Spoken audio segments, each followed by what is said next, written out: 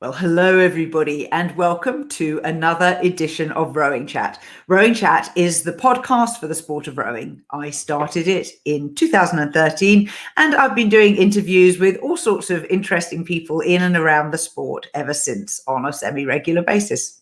You can subscribe at rowing.chat, and we'll send you an email anytime we publish a new episode. You can also subscribe in any podcast app. Just look for Rowing Chat.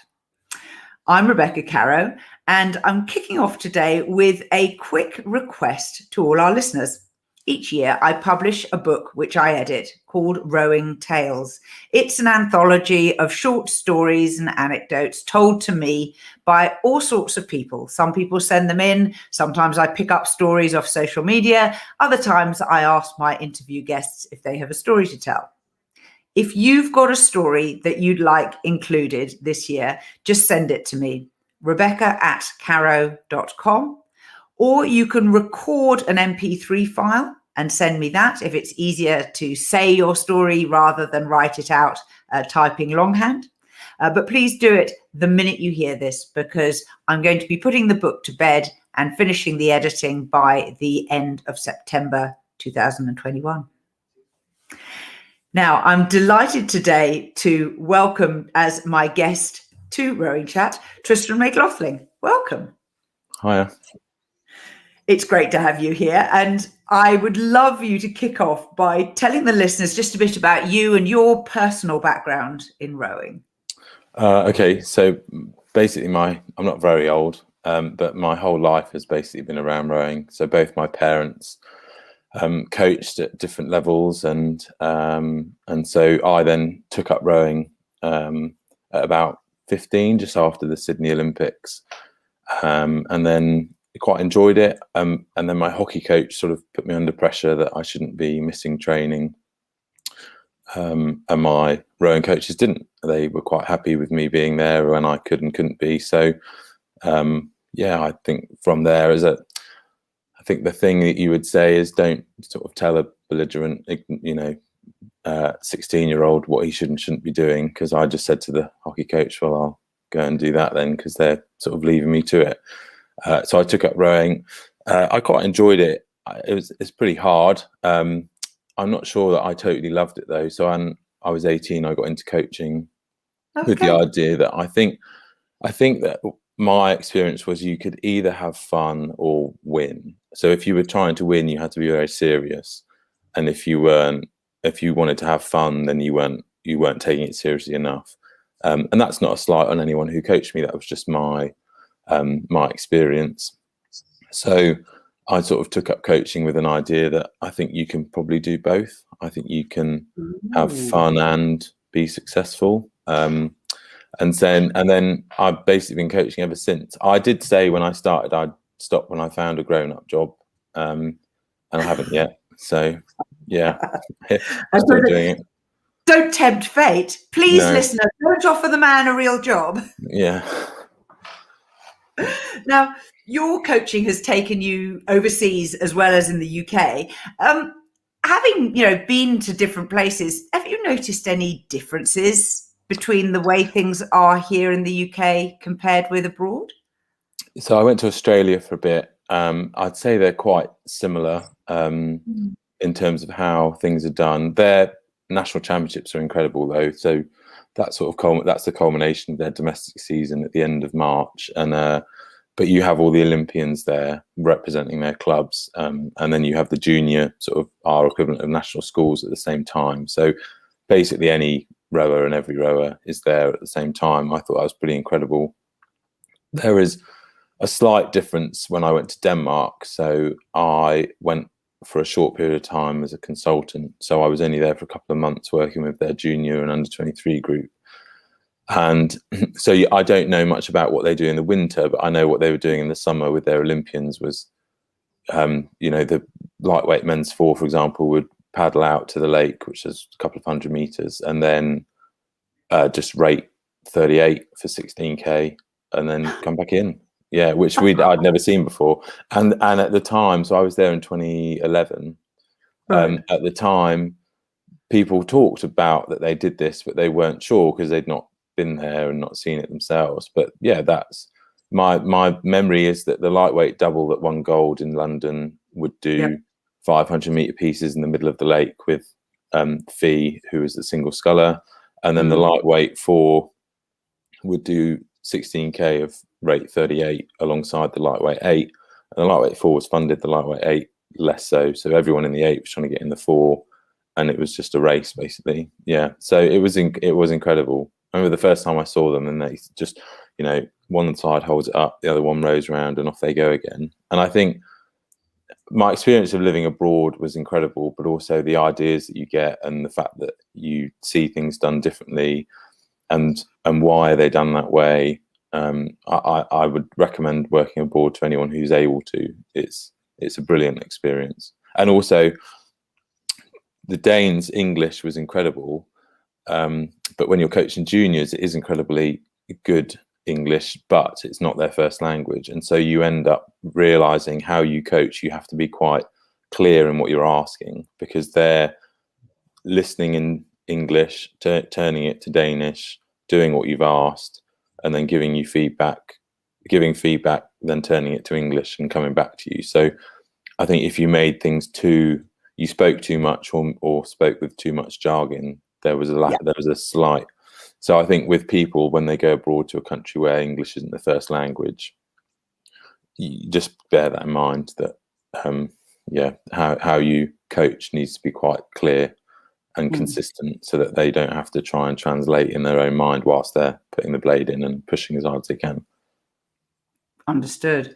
Now, part of your coaching has been with Wade Hall-Craggs at Durham University, and when you went there, you explained that you arrived halfway through the season. That must have been a really challenging experience.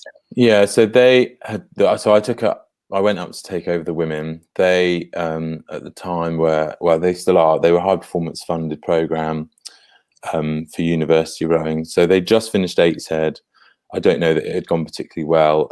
This is just after I came back from Australia, so I went up there and sort of ran the women. And I think I just made it sort of slightly more focused on enjoyment. We still had to get performances, so we had 6 weeks until BUCS. So it was just, you can do well at BUCS, but we need to get a bit of fitness. So actually, all of our UT2 training that was on the program, we did at rate 24, because we weren't very fit. So I just tried to make it so that the intensity went higher, therefore they were able to train at a higher level when we raced. So we were doing some pieces, and in the 8 they were at 34, and actually that wasn't really high enough to be competitive. And then also just listening to them, listening to what they wanted and why they needed what they needed, and then just sort of facilitating that really. Because they weren't particularly happy, and results perhaps weren't quite what they wanted them to be. So we just talked. Yeah, we just had fun. Really, it was quite good. It was a really good group of women. It was a really big, for me, coaching. I'd coached the performance stuff in Australia when I was about to go to Denmark, but for me it was a massive leap in performance and expectation. And so I think that I focused on the bits that I know how to do, which is sort of enjoy rowing and, bring it back to basics. And then the fact they did all that UT2 stuff, which probably wasn't UT2 because it was at 24, it was a little bit higher, was more enjoyable, I think. And the other thing is we cut sessions. So when I got there, I think they were up to 14 sessions a week, which I thought was a bit too much. They are a performance uni program, but I cut it down to 11, and we shifted it, so they ended up having Sunday off, and so it gave them a little bit of their own time, because they were having Friday off, but some of them had lectures all Friday, and then so really you're only giving them a couple of hours off in the afternoon or evening. But actually it's like, well, Saturday afternoon we'll finish Saturday lunchtime, and then that's it. I'll see you Monday morning. Go and see your friends, have a normal life, and I think they appreciated that enough that they then engaged with what we were doing. And so I think the biggest thing was they were receptive to my ideas, which I wasn't very experienced and I was quite young, so I was quite grateful that they did that, really. Yeah, it's quite lucky. As a woman, I can tell you probably your hidden gem was that you listened to them. Well, it's their program and it's their training, and I'm there to facilitate them, not the other way around. They're not there to get me somewhere. I'm there to help them get where they want to get to. So that's how I see my role as a coach. So yeah, you can't sort of manufacture fun. It wasn't fun all the time. And I'm sure there were some rowers in that group that probably, if they saw this, thought, that's not how I remember it. But that was definitely my intention, was to make it enjoyable for them, and just listen. Why did they feel things hadn't gone quite well at the Eights Head, and how could we change that, or what could we do better for BUCS and Women's Henley and the rest of the season? Now, happy squads will train hard for you as a coach. Obviously, you've got a lot more experience since your time in Durham. Do you have a kind of process or a framework that you use to try and ensure that your squads are happy athletes? I think you try, similar to what happened at Durham, you just listen to what they want to do. I think the most important thing is matching up what they say they want to do with the understanding of what that's required. So a lot of the time there's a misunderstanding of, I want to achieve, I maybe want to row for GB, or I want to be in the first 8, or that 8, we want to get this result. Well, first of all, that's outcome orientated, so you can't really control that, but you control certain things like how fast you go and how well you train and your average ergo. So I think as long as you are honest with them and match up what the training is to suit their ambitions, there's an understanding there that they, there's the lack of failure there, because they're ready to do what you've asked them to do, but they've come to you and said, I want to achieve this, rather than you saying, this is our aim this year, this is what we're going to do. Sometimes you do that because if you're funded by a performance program, you have to say, well, we've got to get people into the team and we've got to get results and we've got to try and win Henley. For school rowing, we're pretty ambitious about, we want to get better and do a better job. And then the boys are engaged with that, but we don't sort of sell them something that we don't feel they can do. And I think that's the key. And then just enjoy what they're doing. Yes, you're trying to make them better. Yes, it's quite serious, but it's not as serious as people make you. They're at school to learn, and then at the end of the day or in lunchtime, they come and do some rowing, and it's that order. And before any of that, they're teenage kids. So, they need a break. They need to have, relationships and time off. And so I think you just set the parameters of, this is what we think we need to do to be successful. You've told me that this is what you want to achieve. I'm here to help you do that. There'll be times where we've got to go 100 miles an hour, and there'll be other times where I can give you a break, but I can't always give you a break. And so as long as you explain tough times are coming, I think they're all right, as long as you then give them a bit of time off, or a bit of something back afterwards.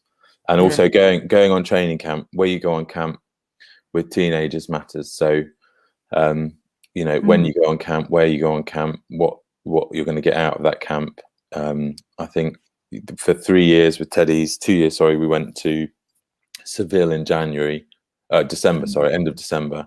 So a week before Christmas, and it was 24 degrees, and you go and watch a Seville football match, and you go into town, and the rest of the time you train pretty hard. And then at the end of the week, there'd be a regatta, which we'd always do, which we did pretty well at. So, and then you go, okay, well, that's it. Off you go for 2 weeks, enjoy Christmas. And I think that things like that really engage the kids, and they love it. And so some of our decision making as coaches needs to be, what can we do to help them, rather than, well, I quite like going on this camp because of this reason. So, well, does that fit with what the kids need? That's so logical. And, obviously the mantra of athlete-centered is understandable in theory, but what you've demonstrated there, Tristan, is a really great application in practice. So I hope listeners are alert to that. One of the things that juniors rowing suffers from is a perception that there's a kind of arms race of one school against another with a win at all cost mentality. Does that still exist? I don't think win at all costs exists anymore. I just think people are so aware of the safeguarding issues around of how to look after kids. I don't know that even if you wanted to win at all costs, I don't think that schools or clubs would allow you to do that anymore. So I think there is a welfare issue. I think what you do have though is people doing a lot of training, and not much for break. And you know, it 3 terms if you're a school, 3 terms rowing, and maybe you do 3 terms rowing from year 9. And I think, really, is there nothing else these kids can do to contribute to school life? And are we allowing them to contribute to school life? Yes, by the time they're in sixth form, they may have aspirations to be in your first state or quad, or they might have aspirations to row for GB. So yeah, to do that and to be better than your opposition, you have to, you know, work pretty hard and sort of dedicate yourself to it. Do you have to dedicate yourself to it at J15? No. I think you can probably go and do the cross country thing and play football with your mates and do a bit of rowing and still get something out of it. So I think people hear stuff. So I think the arms race comes largely from 2 things. We hear from other people what's going on, and you go, oh well, I better, if they're doing 12 sessions, we better do 12. Right, So they're better than us, so maybe we just do 13.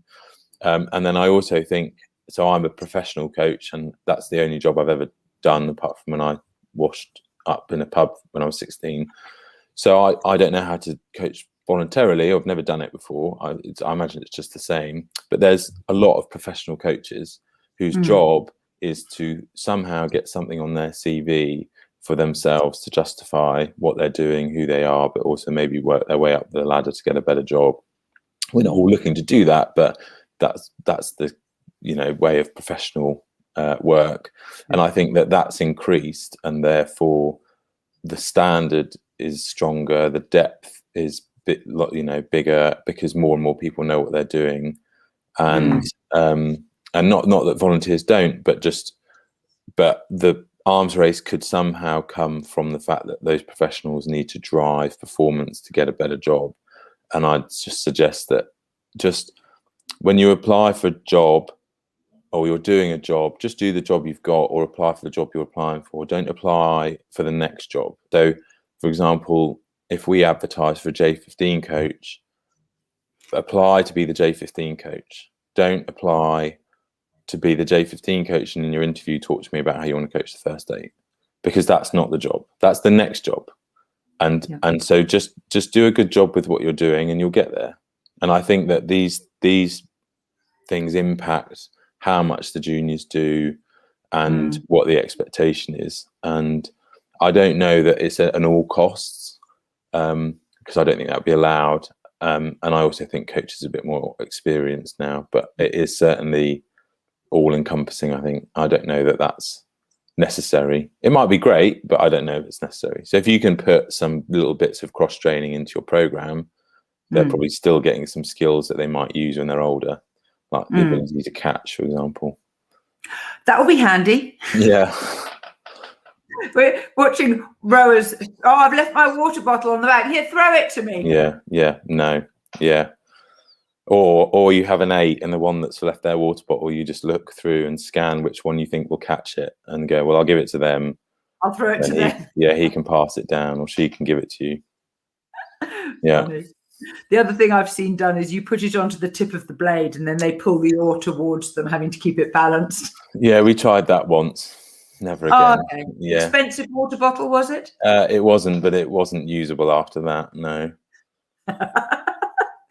Now, we've both read Cath Bishop's The Long Win book, and you're working with her on a project to understand better how we can build life skills into our sport, not just, you know, the supposed prize of the gold medal. How does that work? So Cath wrote The Long Win, and it's a really good book. I'd encourage people to read it. I think the first thing is people misunderstand when you talk about not win at all costs. People, I think, maybe think, oh well, they don't want to win. No, we are pro winning. We do want to win, but we don't want to win and that's the end of the story. The story is much more interesting when you talk about who the people are and how they did things. And so there's a group of us, of which me and Cath are in, who we're just interested in sort of elite athletes, and by elite I mean sort of Olympic level, and how they're looked after, which is quite topical at the moment. And we're just doing some research and just going through how things can be thought of in a different manner, so that we can move away from a win at all costs mentality, and also if you win, you're good, and if you lose, you're bad, or if you win, here's some money, and if you lose, you don't get anything. And it's more how do you win, and what are you trying to get out of it, particularly for junior coaches. I think we've got a responsibility. Is it successful to get one rower into GB, or is it successful to keep as many of your rowers rowing or engaging in other sports? They don't need to be mutually exclusive, but I think, sometimes how we look at what a winning coach is, we sometimes use the wrong framework, and it really just happens in sport and coaching. It doesn't really happen in teaching. Teaching is how many kids can you get through, and what are your average grade, and how many went on to uni, and so that's the long win. It's not where you got one person to Oxford or Cambridge and everyone else has left education. That was a great success. I don't think anyone in education would say that, but in sport, you got someone into GB, or your 8 guys won, or your 8 girls won, but everyone else quit and had a miserable time. It's like, that's not really conducive to performance culture. So I think I would urge people to read her book. It's incredible. And listen to her as well when she speaks. It's just listen. She's well worth engaging with, about her ideas on the stories that we tell, and how we listen to the athletes. And I think it's very much athlete centered, and listening to what they have to say, and engaging with how to make them the best they can be, unless there are tough times. And the word that's often used is brutal. So there are times that I guess it could be brutal, but maybe that's when you're doing seat racing. It doesn't need to be brutal because everyone's miserable. So from a physiological point of view, it could be brutal, not from a psychological point of view. Yes. And the athletes are sufficiently psychologically resilient that they can cope with a tough training regime. Yeah. And also that they, I think also Cath makes a really good point about how we sort of, when you get to performance level, it's, you got to want it. You got to want to win, the will to win, and do you want it enough? And I think actually it's not everyone's the same. Some people will, have a great time and then get in the boat and pull really hard, and just because off the water they perhaps don't look like they're about to kill somebody doesn't mean they're not taking it seriously. Whereas other people will act like that. And I think coaches just need to be aware that everybody's different. And so if you try and just throw a template on, I think elite sport looks like this, I'm not sure that you're going to get the best out of your athletes. Do you have any insight into the temptation that drugs offer elite athletes or aspiring elite athletes? Well, I do, yeah. So I'm doing some research at the moment into elite, so Olympians and their experiences of Tokyo. And then an aside to that is, you talk to athletes, I think there's a few ways that you could be tempted into it.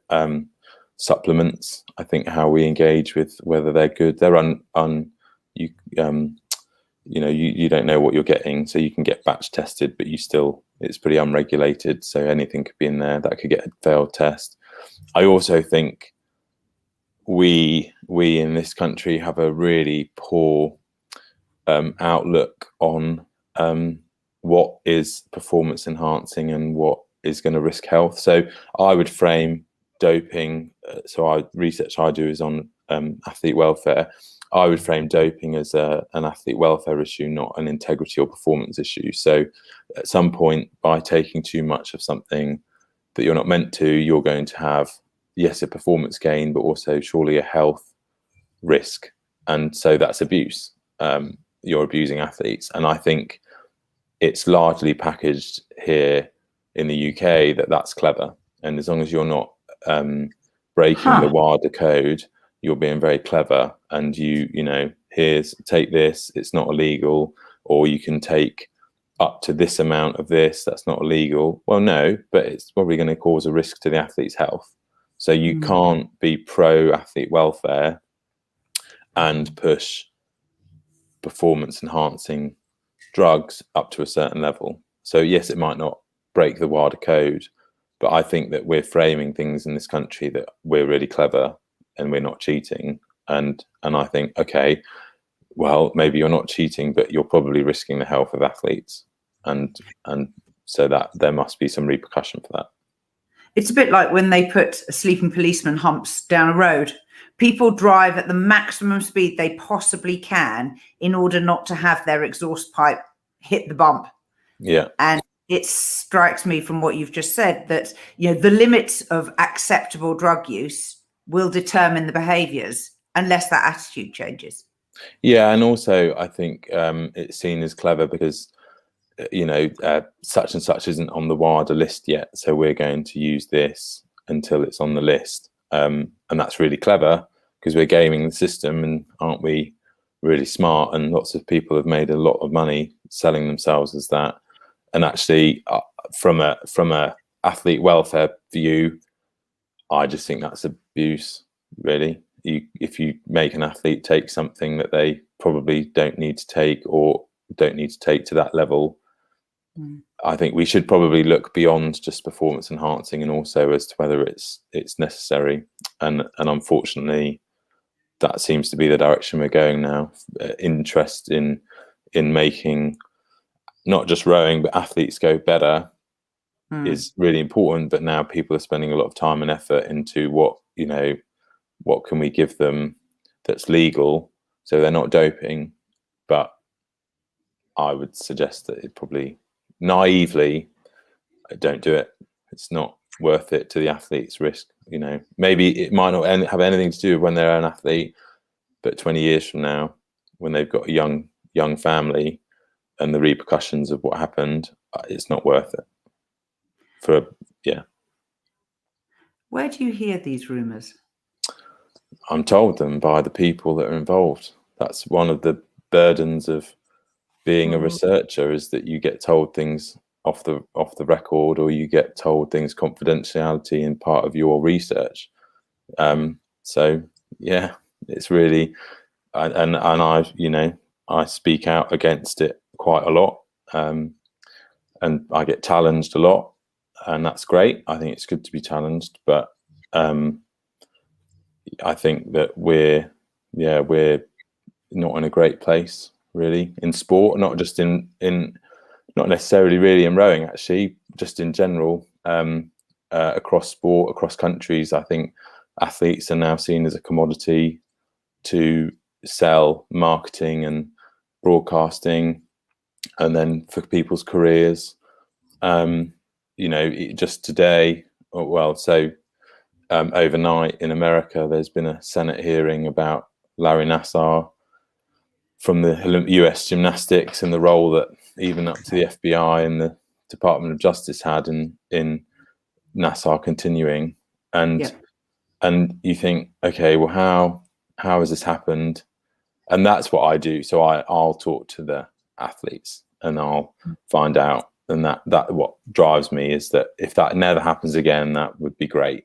But how did it happen in the first place? And yes, today it's gymnastics, but tomorrow it could be another sport. So how do we put things in place that make it really difficult for these things to happen? It was interesting reflecting on Emma Raducanu's win of the US Open also last week. There were an awful lot of people who said, her agent's going to be fielding amazing inquiries from all these brands who want her to, sponsor or be the face of their brand. And there was a small bit of me that felt like saying, can't she just sit there and enjoy $2.5 million of prize money and just Yeah. be an 18-year-old for a little bit?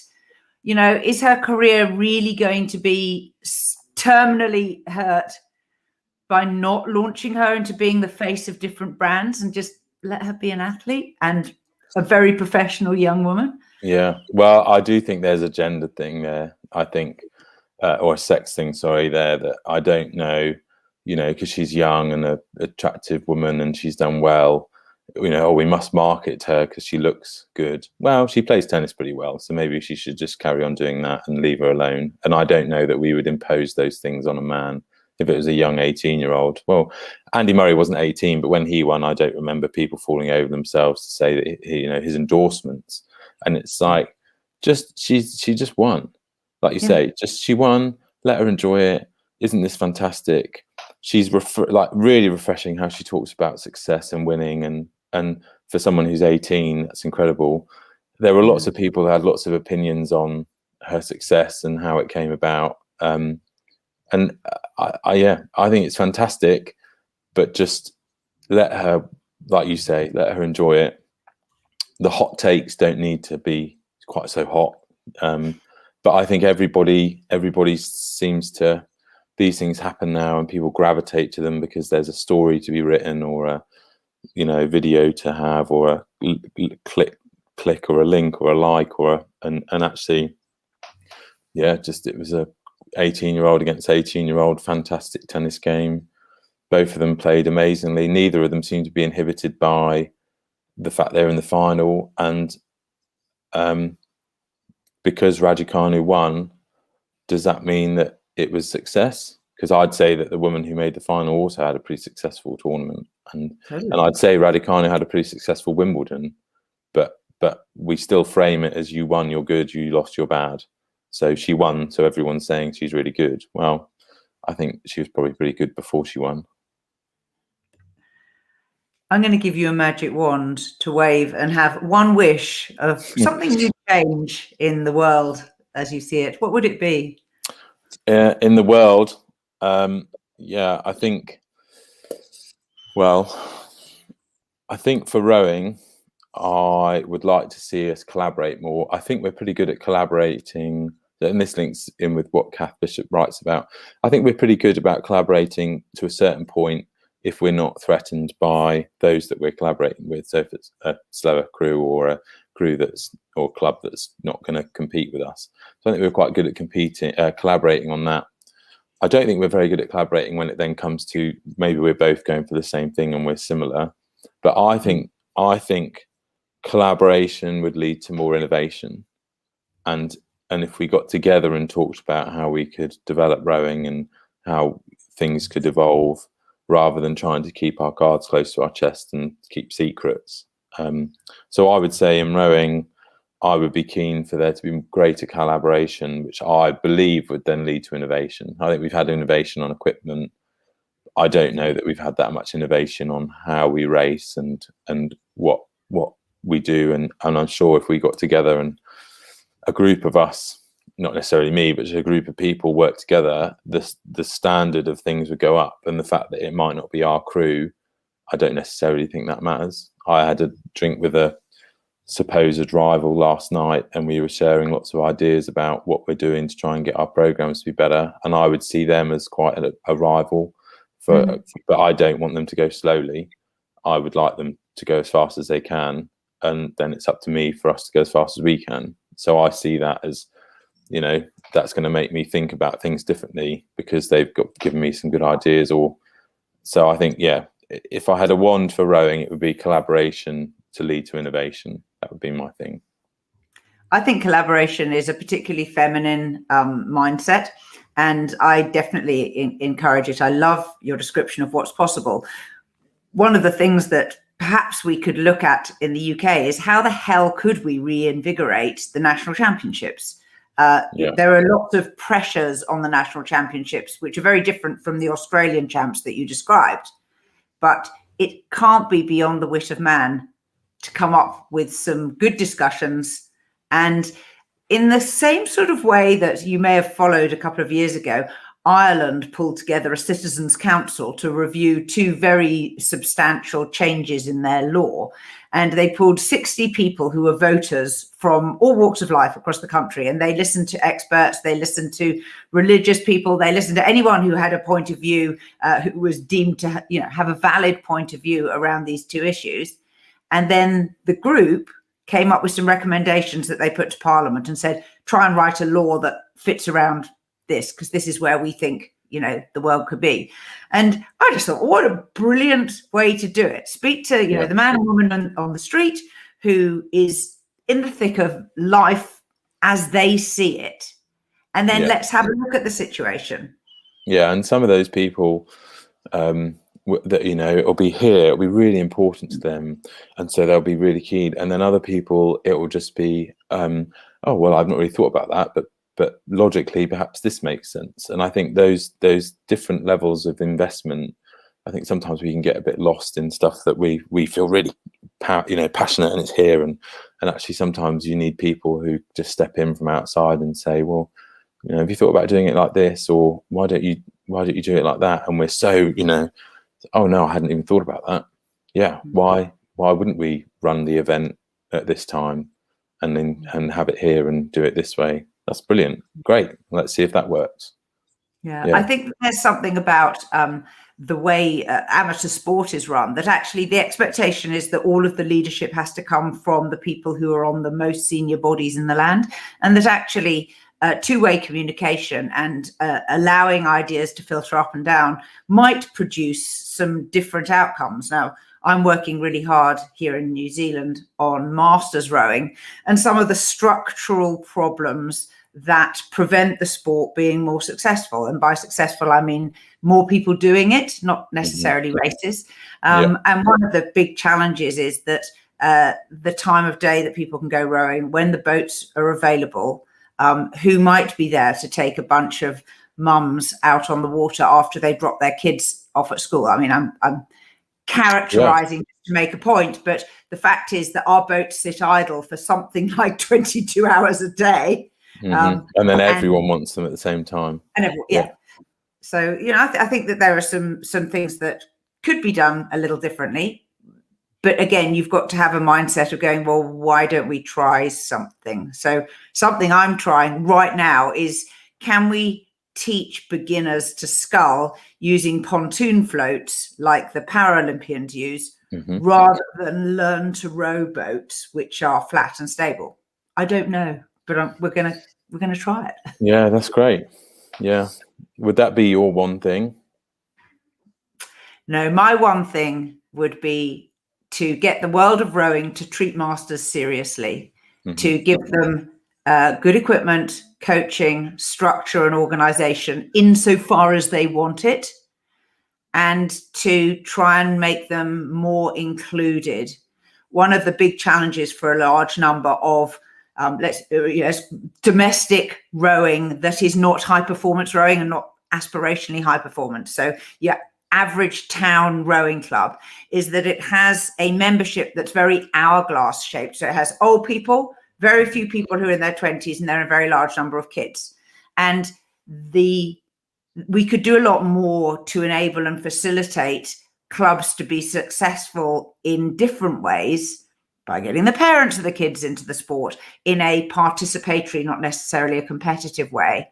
But there are structures that make that incredibly hard, one of which is actually the competition structure. So if you learn to row aged 50 and you come to race me who learned to row aged 19, even if you're a really good athlete and you train for many years, it's going to be very unlikely that you'll beat me. It's just tough. And I'm not saying that we need to modulate, and adjust, time adjust things. I'm saying we need to think about what gives pleasure, fair racing, enough competition that people feel it's valid. And that, in the same example as you gave with the tennis, having got to the final is an achievement in and of itself. But we also enjoyed the barbecue after the regatta and had a bit of a chat to people from other clubs before we went home, which is a very masters thing. And things like that can be built into the sport, but you need to have a bit of a critical eye as to what might be impeding that from happening before you can try something different. Yeah, and also how you view the masters in terms of their position within the club, how they're respected, treated, and then also, you know, there'll be some masters who are trying to win and some masters who just love rowing, and if they were juniors, they would be encouraged, whereas it seems that it's only room for those that still want to win. You know, we'll make allowances because he or she wants to win, but that crew that just wants to have a jolly time on a Thursday afternoon, we don't really have time for that. Well, correct. I think we could probably find time for that. Yeah, absolutely. And that is precisely the sort of attitude that I think has no place in the sport. I'm welcome. Anyone who's listening who's got ideas about how we can challenge that and start to turn it around would be fantastic, because there are, you know, for health and fitness in and of itself, going out on a Thursday afternoon with a bunch of your friends, surely that's a good thing. But the challenge might be that, you know, it's hard for people to find an annual membership subscription all in one payment. You know, so why can't we pay as we go? So, but equally, you know, with the juniors, they can't go on the water on their own for safety reasons because they're under 18. But a lot of adults can go out on their own. Therefore, the club doesn't see them as a priority for coaching or technique tuition, which is part of coaching, but coaching isn't always about racing. And things like that, I think, are worth challenging and just seeing if we can quietly make some changes that will make rowing more inclusive and more fun for more people who want to enjoy it in a different, non-traditional way. Great. Get me off my soapbox.